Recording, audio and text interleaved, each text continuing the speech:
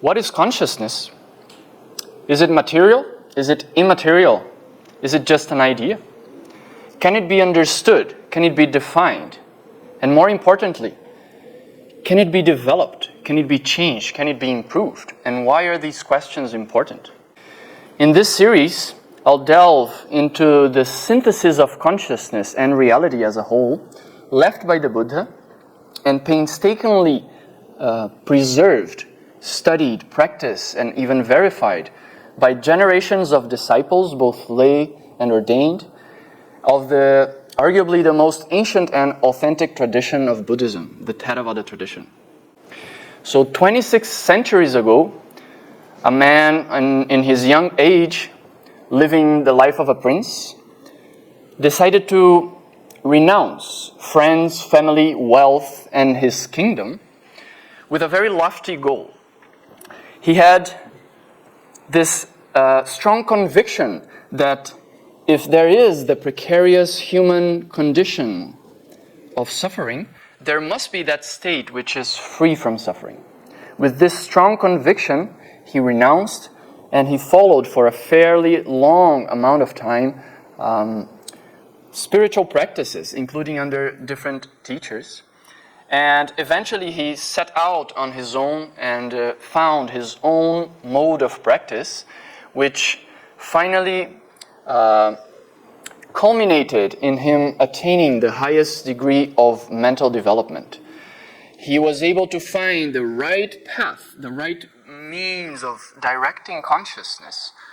And in order to achieve higher and higher stages of happiness, purity, tranquility, concentration, and most importantly, freedom. Freedom from unwholesome, dark mental states. From then on, he became known as the Awakened One, the Buddha.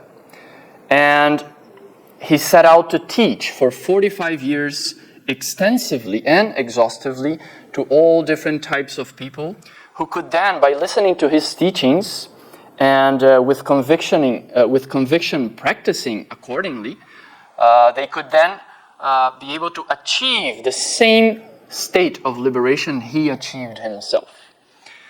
So after his passing, his teachings were then organized and kept and preserved by his closest disciples, the most achieved and knowledgeable disciples. And it was mainly divided into three main sections. One dedicated to the monastic discipline, monastic affairs. Another dedicated to discourses of various lengths. And the third one, which is what we are now concerned with, is the Abhidhamma, the higher doctrine. That which is concerned with classifying, understanding, defining, and synthesizing not only consciousness, but all that constitutes reality.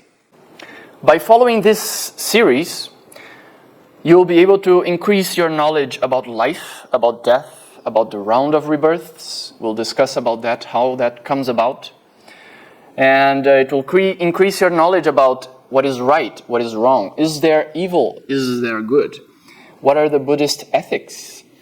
And it will help you understand how to meditate, especially in higher levels of meditation, the preparation for Vipassana and Vipassana practice itself. And it will help you achieve, overall, all these benefits that the Buddha's teachings offer, which can be categorized into mainly three, being the benefit, the welfare in this very life, having a peaceful mind, harmonious family unit, harmonious society, and living an ethical and good life. And the second benefit is lives to come, how to be born in a good condition, how to have good experiences in the future. We'll discuss about that. And the higher or highest benefit offered by the Buddha's teachings, which is, as the Buddha attained himself and many disciples following him, freedom from dark and wholesome mental states and the round of rebirth. So the Buddha's teachings, as we may expect, defies very widespread and common misconceptions about the self, about others, and about the world in general. So no one comes to these teachings without any misconceptions. So I encourage you, based on that, to have an open attitude and question your own beliefs and that of others, and to listen attentively, respectfully, and really trying to maybe understand the essence of the teaching. In this way, you'll be able to progress deeply, even though you may meet some difficulties on the way. For sure you will meet. So I encourage you to progress through these difficulties in order to get as much benefit as you can from the teaching. So now I would like to start with a traditional stroke by reciting a verse in the Pali language, which is the language in which the Buddha's teachings were maintained, preserved. And it's a verse in Pali connected with the situation in which the Buddha preached or taught this deep analytical doctrine of the Abhidhamma. Namo tassa bhagavato arahato samma sambuddhassa. Namo tassa bhagavato arahato samma sambuddhassa. Namo tassa bhagavato arahato samma sambuddhassa.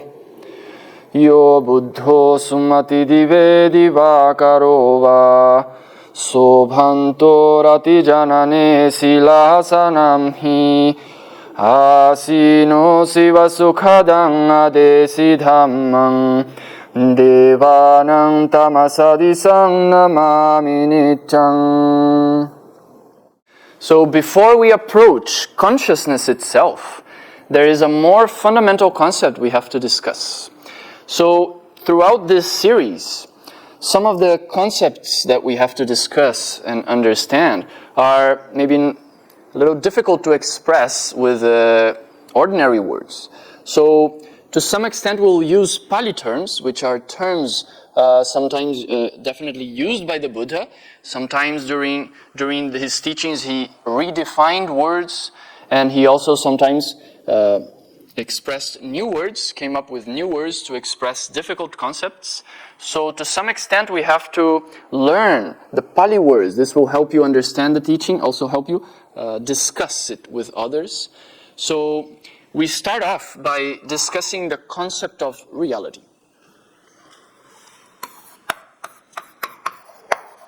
So this is a Pali word. This is a Pali word, which means, it's a bit difficult to translate actually, but as you will see, it refers to everything that can be known by the mind. Everything that can be known by the mind is atta. So we could translate this as everything, or we could translate it as maybe realities. Realities, or even everything.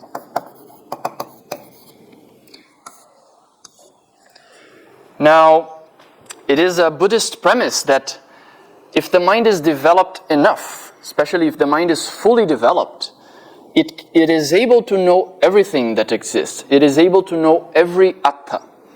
And atta can be divided into two main categories. So the first type of atta is that which is lower attas, hinattas. Hinattas are, we could translate these are lower realities, or in English, I think the meaning is better rendered by conceptual.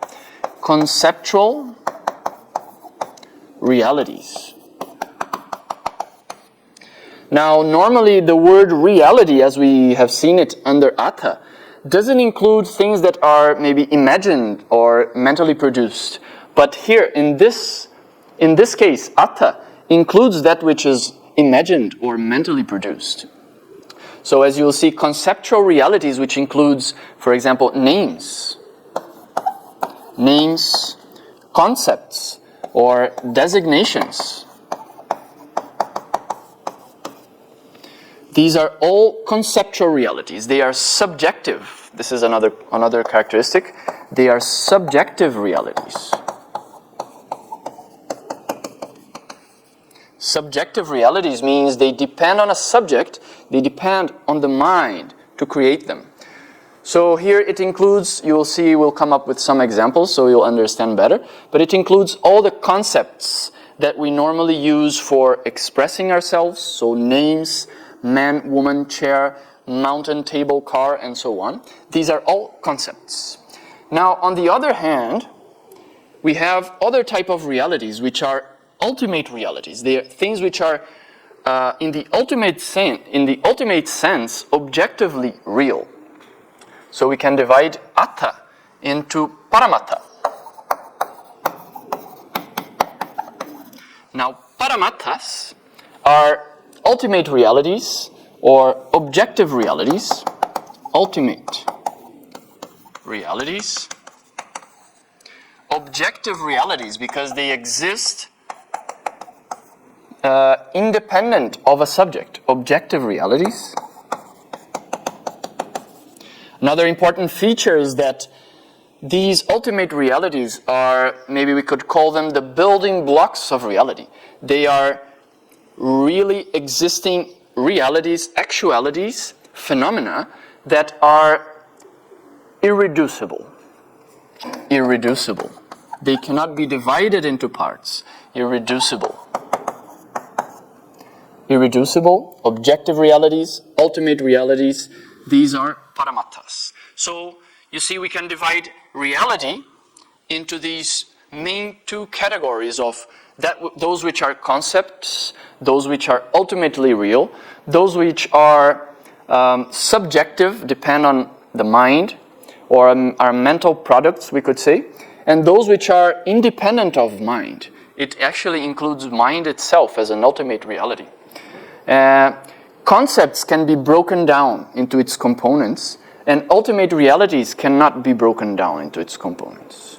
So some of the means, let's discuss some means to differentiate between these two. How to differentiate between ultimate realities and conceptual realities. So one of the first means that we can use is reduction.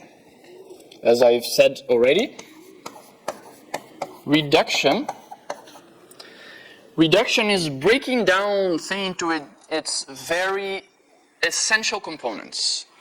So we'll see an example of reduction later, and you will see how if something can be reduced, can be broken down into its components, it is a hinata. And if something cannot be broken down any further, it is paramatta. It is an ultimate reality. Now, another means we have of differentiating between these two is full understanding. This is a little deeper, but it is based on the premise that whatever can be fully understood, so I'll put it as full understanding. Full understanding. Only paramattas can be fully understood. Hinatas are not to be fully understood. Not in the sense that we cannot understand them, but in this understanding is not common understanding. This refers specifically of the insight practice. The understanding that arises when the mind, a very concentrated and developed mind, is able to see phenomena directly. So this type of insight, or this type of knowledge, this type of experience is referred to as full direct understanding, direct knowledge. So if it can be fully understood, if it can be the object of such insight, it is a paramatta. Now, okay, I'll put it as reduction. If it can be reduced, we are talking about a concept, a conceptual reality, and if it cannot be reduced, it's a paramatta, it's an ultimate reality. Now, if it can be fully understood, then we are also talking about paramatta, and if it cannot be fully understood by such direct knowledge, we are discussing about a hinata. This is a second means of differentiation. Now, a third means is abandonment or eradication.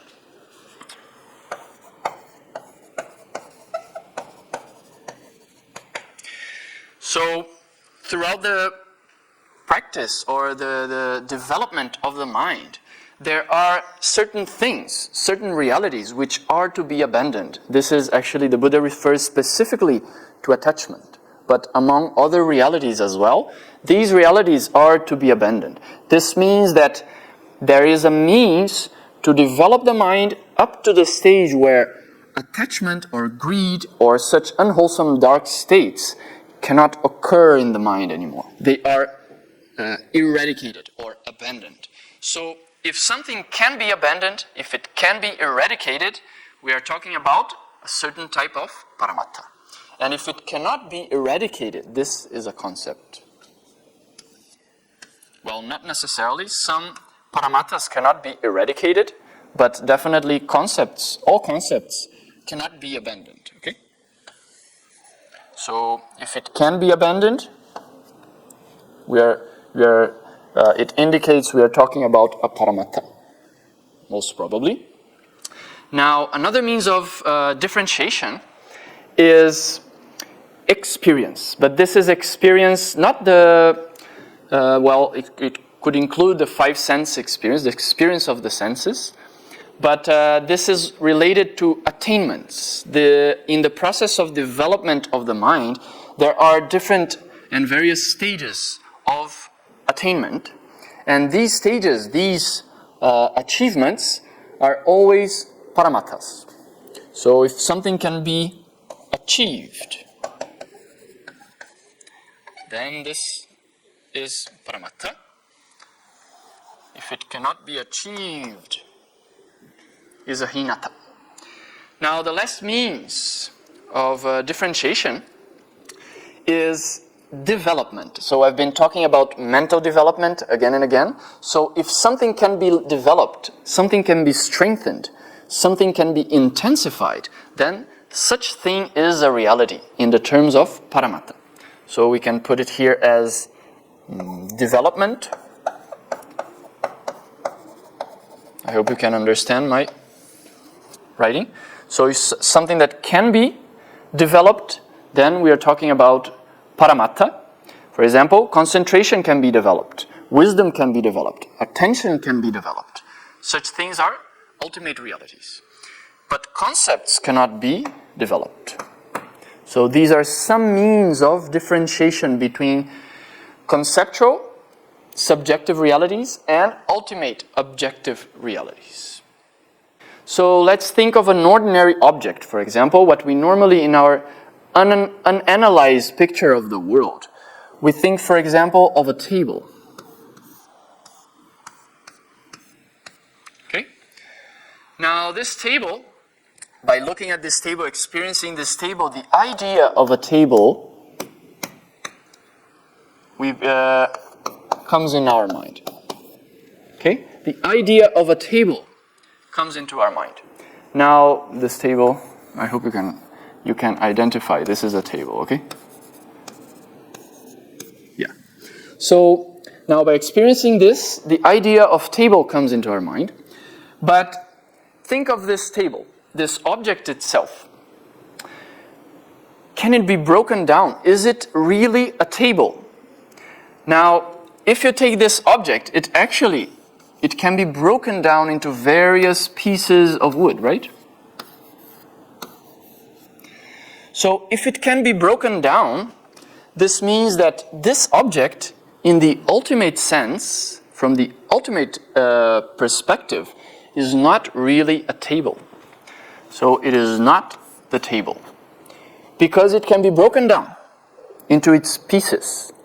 Now these pieces themselves, is any of these pieces the table? This is a little difficult idea to grasp, but try to think of any of these pieces of wood. Are any of them the table? No, right? Even if they are put together, are they the table? Not. Because they can be arranged in different ways. And even if they are arranged in a way that we call it a table, it can still be broken down. So there is no one thing called the table.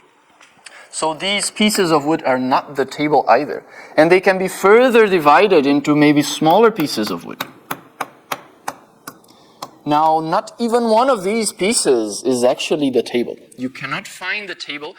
Even a collection of these pieces of woods is not really the table, right?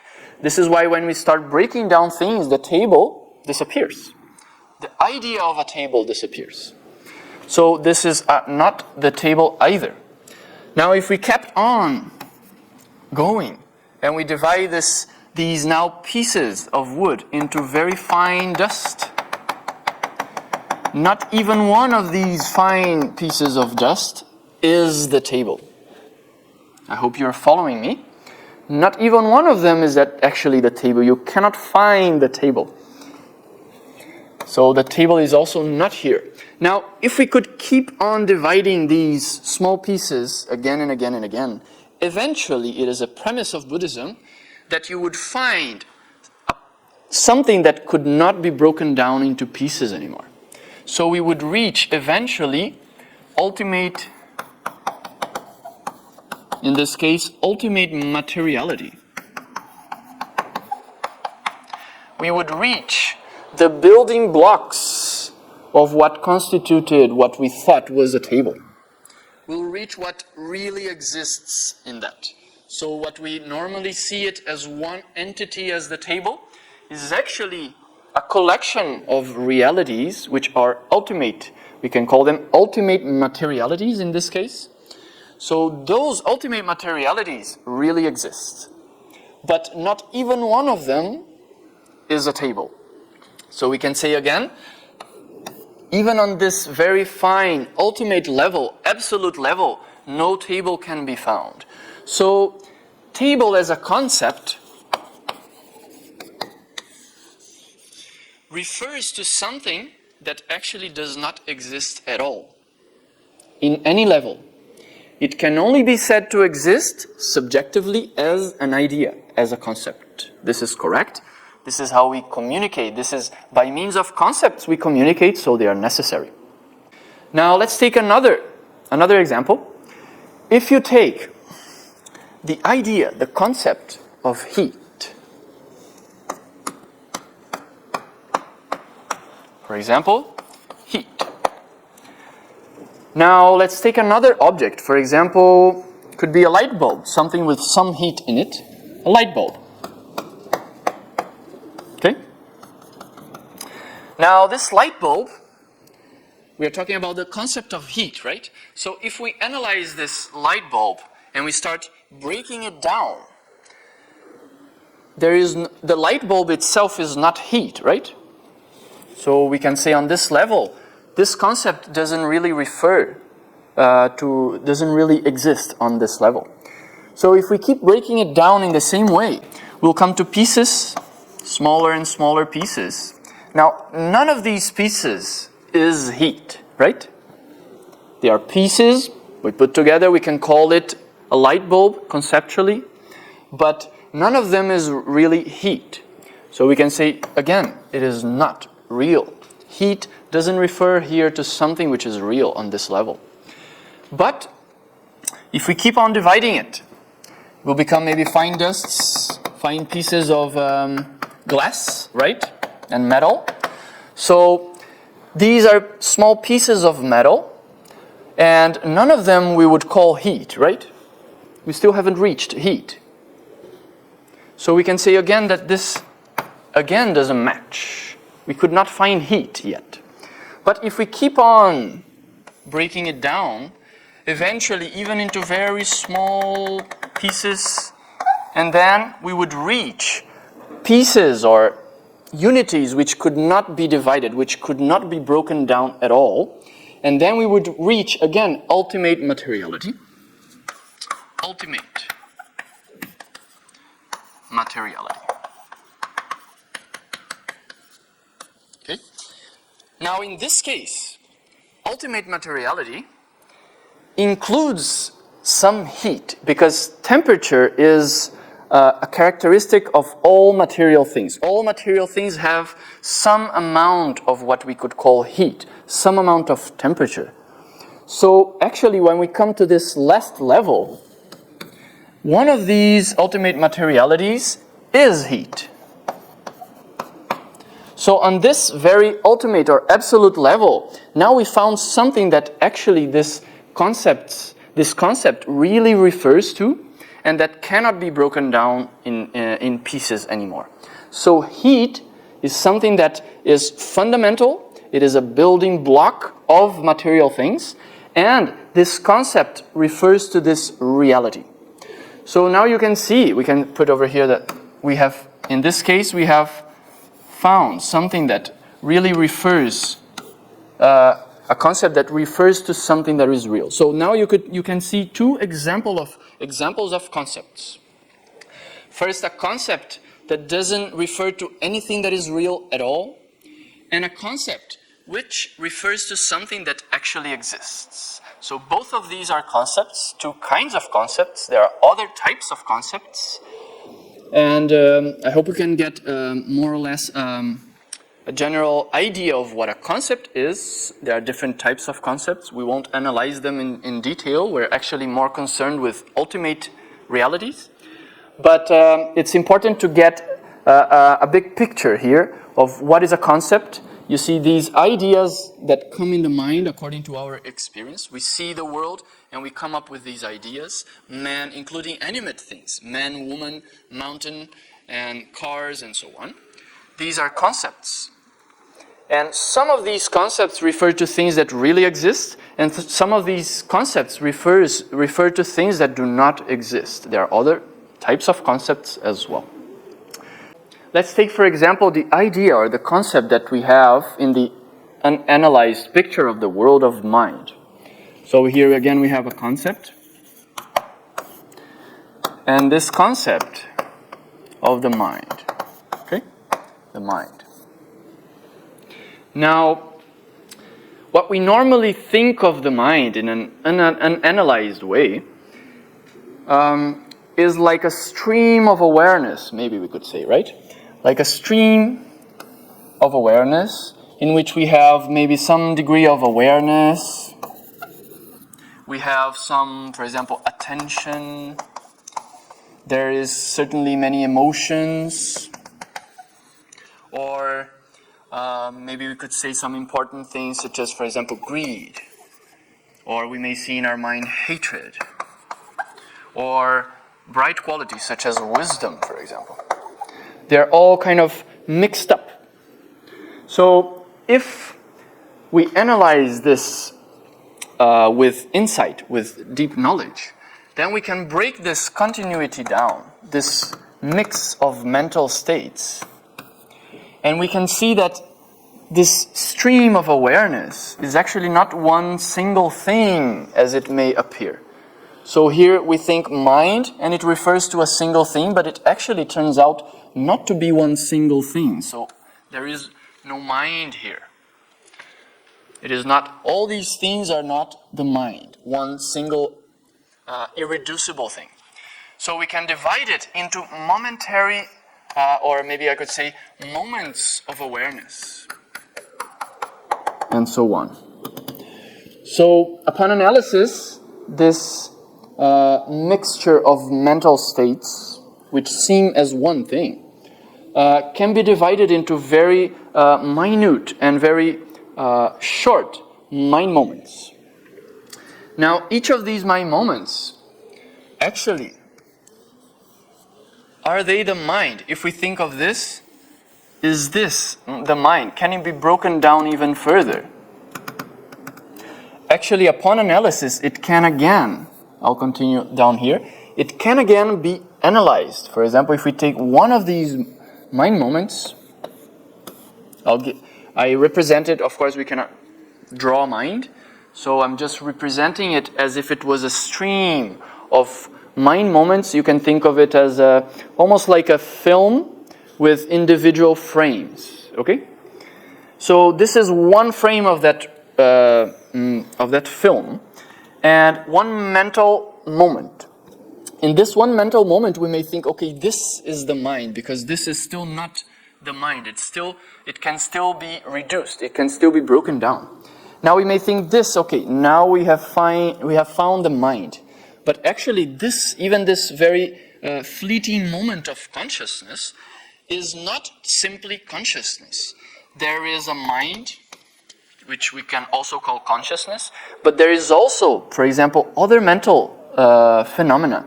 For example, perception. There is also feeling. which experiences the object. There is also maybe other mental states, for example, such as wisdom can be present in the mind. There is certainly attention, right? Attention, and so on. There are various mental states, we could call them. So again, we could break this down even further. So now, if among all these mental states which are existing in this mental moment, if we focus on mind itself, mind, consciousness, then here at this level, we find that this concept in the beginning refers to something that is actually real. So the concept of mind is a concept that refers to something that is real. It's like the concept of heat, which if we break down any object, any material object, we can find that as an ultimate materiality. Heat actually exists in the ultimate sense. So this concept can refer to something that exists, unlike the first one, which refers to something that does not exist. Here again, the difference is that this refers to something material, and here it refers to something immaterial, the mind and mental states. So the concept of mind refers to this immaterial reality. So now I'll give you one more example. Let's suppose we have a group of realities. A group of realities. Sorry, this is an L. Realities. Let's suppose we have a group of realities. Okay? So, actually we could take these as example, for example. The table or the light bulb is actually a collection of ultimate materialities, right? So this, if we take this group of realities which really exist, if we take it, if we see it, if we perceive it as one single thing, so if we seen as one, if a group of realities is seen as one, then it's a concept. So in this case, for example, there are ultimate material things, and they together, as a collection, they constitute what we normally call the table, but we pay attention to them, we perceive them as one single entity. So this becomes a concept in our mind. We are paying attention to a real thing, a collection of realities, but we are seeing it as one single entity. So this is a concept. But if you have a group of realities, and you see it as it is, as a group of realities, seen as so, a group of realities seen as a group of realities, then you are, again, here in this case, you're not paying attention to a concept, but your mind is taking reality as object in this case. Seen as so, then we have here ultimate reality. This is very important when it comes to meditation, because especially in higher stages of meditation, we have to direct the mind into seeing ultimate realities and understanding them, their characteristics, and it's important not to do such practice on a conceptual level. We are not paying attention, we should not pay attention to realities as a concept and trying to understand and trying to develop the mind in this way. Only in the first stages of concentration we pay attention to concepts mostly, but in higher stages we want to see ultimate realities and understand them and understand their causal relationships, how they occur and how they are connected. So this understanding is important. Either you have a group of realities seen as one entity, then you're paying attention to a concept, or a group of realities seen as a group of realities, as they really are, ultimate realities. So in this first episode, we discussed how reality, which is actually infinite, can be divided into either conceptual realities, which are also infinite, and real or ultimate realities, which are again also infinite. So we're talking about infinities here. That which can be known is reality, and it can be divided into these two main sections. And then we went on to try to find means of differentiating between these two. We discussed about how material things can be broken down into its very components, into the matrices of materiality. And then we also discussed how the concept of mind can apply to something that is real. Some concepts refer to things that are real, some refer to things that are not real. And I hope you got an overall picture of this basic fundamental understanding. So in the next episode, we'll be focusing on ultimate realities, and we'll draw an overall picture of all the ultimate realities that we can find, which will give us an idea of what the world is constituted of, and it will give you more understanding about consciousness, mental factors, materiality, and a special element which is beyond the world. So I'd like to give you 3 questions for you to think about in order to test your understanding. So you can think about them, and you can maybe write them down on the comments if you want. And I'll probably answer them maybe on the comments section, or I'll answer them maybe on the next episode. So the first question for you to think about is, what is reality? It's a deep philosophical question, but with this understanding coming from the Buddha himself, you're able to confidently answer. Second question is, what is a conceptual reality and what is an ultimate reality? Try to differentiate these two, try to define these two. And the third question is, what means of differentiation do we have? At least one of them. Try to remember at least one of these means of differentiation. So throughout this lesson, I hope you have followed me this far. Throughout this lesson, we have both given rise to wholesome minds, and traditionally we share the merits and we dedicate this merit in order to achieve our spiritual goals of development, of freedom, of true happiness. And by means of such wholesome deeds, we are able to one day experience this the happiness of freedom, of safety, of Nibbana. So just repeat after me in order to share our merits and dedicate it to this highest spiritual goal. Idang me punyang asavakkaya vahang hotu. Idang me punyang nibbanassa pattayo hotu. Mama punya bhagang sabba sattanang bhajemi. Te sabbe me samang punya bhagang labhantu.